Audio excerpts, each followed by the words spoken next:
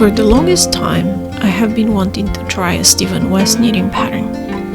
If you are a knitter and have not heard of Stephen West, you should immediately search his name and check out the wild and colorful patterns he creates. His shawl designs in particular are amazing. Bold, quirky, and easy to recognize. Maybe a bit too bold for my everyday style, but I really want to try one of his patterns. Stephen Penelope is the name of Stephen's yarn and craft shop based in Amsterdam. Molly and May is the Penelope part of the shop's name. She's a Samoan-American knitwear designer and co-owner of the shop. Both Stephen and Malia are incredibly talented and inspiring designers. Definitely check them out. I was browsing through the project kits that Stephen and Penelope sells, which include yarn and a PDF pattern, trying to select what I want to make. Since their shipping to the United States is very, very expensive, I figured I might as well order enough to qualify for the free shipping. The minimum was $400, which is a lot. But I mean, I'll use the yarn eventually, right? And honestly, is there even such a thing as too much yarn? So I ordered 3 kits, plus additional yarn. And 2 weeks and $463.45 later, the package arrived at my doorstep.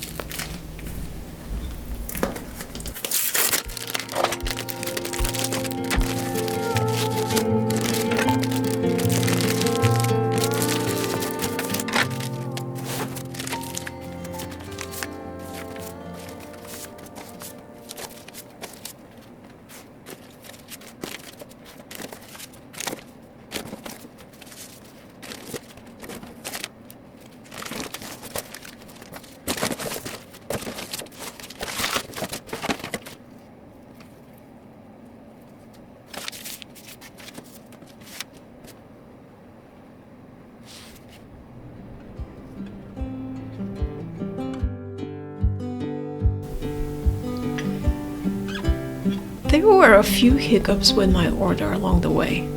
I didn't automatically receive the codes for the PDF patterns for the kits, and 2 skeins of yarn I ordered were missing. But the Stephen and Penelope staff was friendly and responsive. They sent the PDF pattern codes almost immediately, and for the missing skeins, they filed a FedEx claim that eventually led to a refund. I would have preferred to get the skeins since I ordered a sweater quantity and really loved the color, but stuff happens.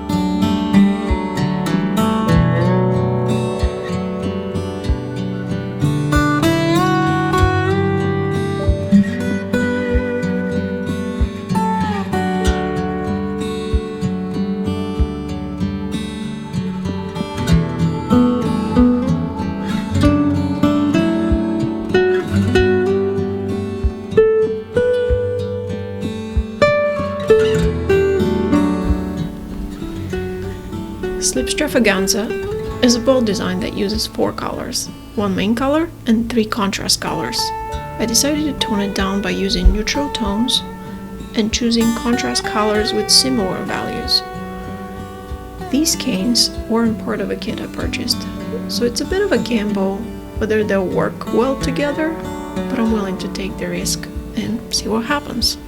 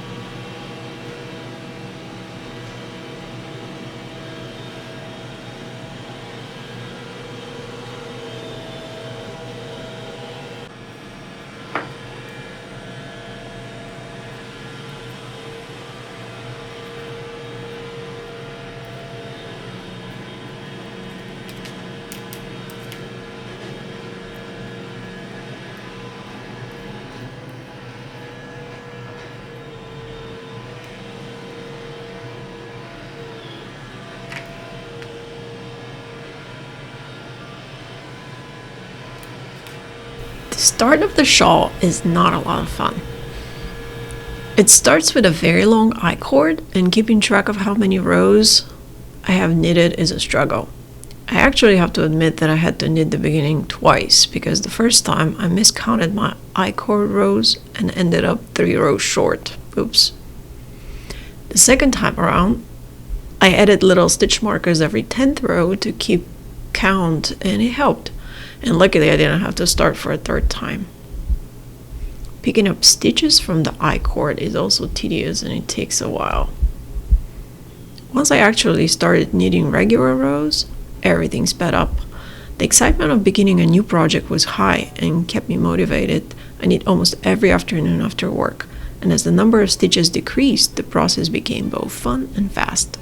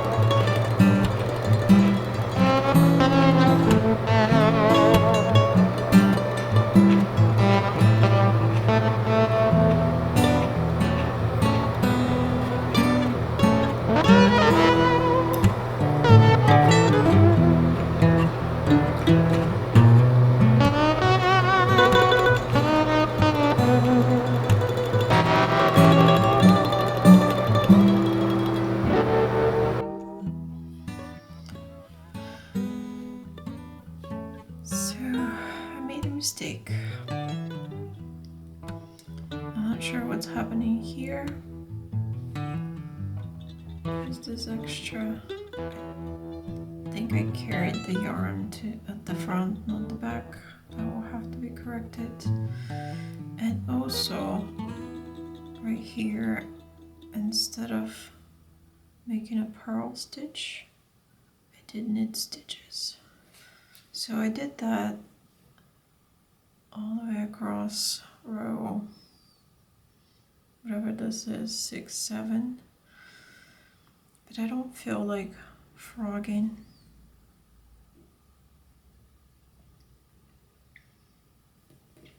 I'm gonna go ahead and try to do a little bit of surgery.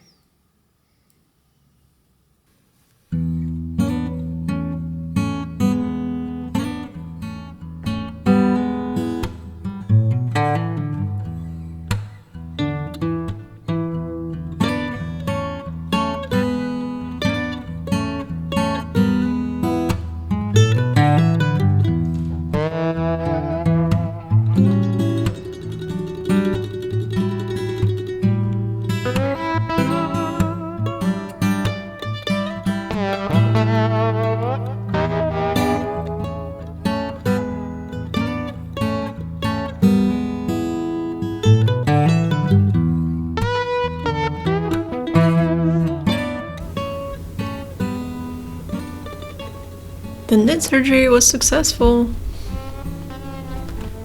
Section 2 of the shawl in general is a breeze. I've never knitted this type of stitch pattern, so it is fun and exciting.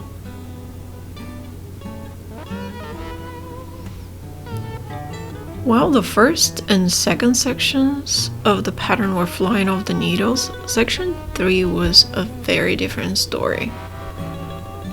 Things now slowed way down. The stitch count increased from 269 stitches at the end of section 2 to over 400 stitches in section 3. I want to time myself and see how long does it take to knit a row in section 3.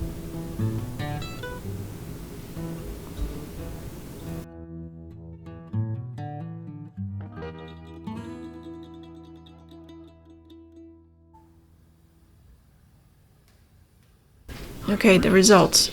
18 minutes to knit a row, 16 and a half minutes to purl a row.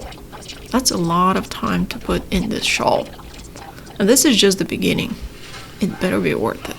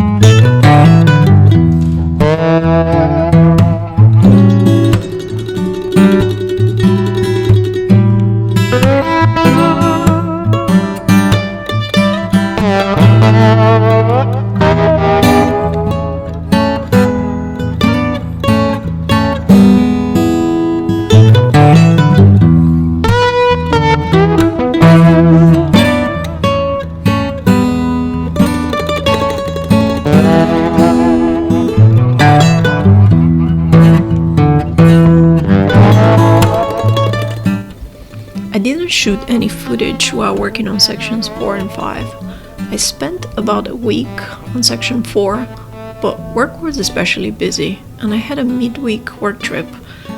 I don't travel for work often, but when I do, I usually return to a backlog at the office, and since I had to drive, knitting en route wasn't an option. I finished section 5 in 2 evenings. Section 5 consists of knitting individual triangles to create the foundation for the scalloped edge ending of the shawl. There are 26 short row triangles, and you need to break the yarn after each one, resulting in a lot of ends to weave in later. Although it's just a single row of triangles that seems it would knit up fairly quickly, it still took me more than one evening to complete. Section 6 was by far the section that took me the longest to complete, and by then my enthusiasm was definitely starting to fade. With over 900 stitches per row, progress was at a glacial pace. Each row took me close to an hour to knit. The Slipstravaganza pattern offers two versions for its final section, a shorter one and a longer one, each consisting of 3 contrast color stripes separated by the main color. When I started this section, I wasn't sure if I wanted to do the shorter or the longer version. When I reached the end of the 3rd contrast color stripe of the shorter version, I realized I had made a big mistake. And it was not an issue with the pattern. The pattern was totally clear. Stephen West explicitly states that each contrast color stripe consists of 3 garter ridges, equivalent to 6 rows. The first 2 rows are written out, and then it says to repeat those 2 rows twice. Somehow I missed the word twice and only knit 4 rows per stripe, ending up with 2 garter ridges instead of 3.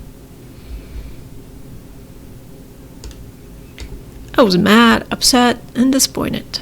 I couldn't imagine frogging almost all of section 6, picking up over 900 stitches and re-knitting those 10 frog rows, which was probably close to 10 hours of work, not to mention the 6 additional rows needed to complete the shorter version properly. At that point, I was pretty sure I didn't have the patience for the longer version of section 6, unless I put the shawl away for a while and came back to it with renewed enthusiasm sometime later. But that risked dragging the project out for weeks, maybe even months. I also had a vacation coming up in a week, and this shawl is definitely not a travel-friendly project. So I decided to embrace my mistake and turn it into my own version of section 6. A little twist, a little personality, the shorter short version of section 6. I finished the remaining rows, then spent the next couple of days working on the I-cord bind-off and weaving in what felt like a million yarn ends, which by the way also took longer than expected. But finally it's done. Time to block it, and I absolutely can't wait to try on the finished shawl.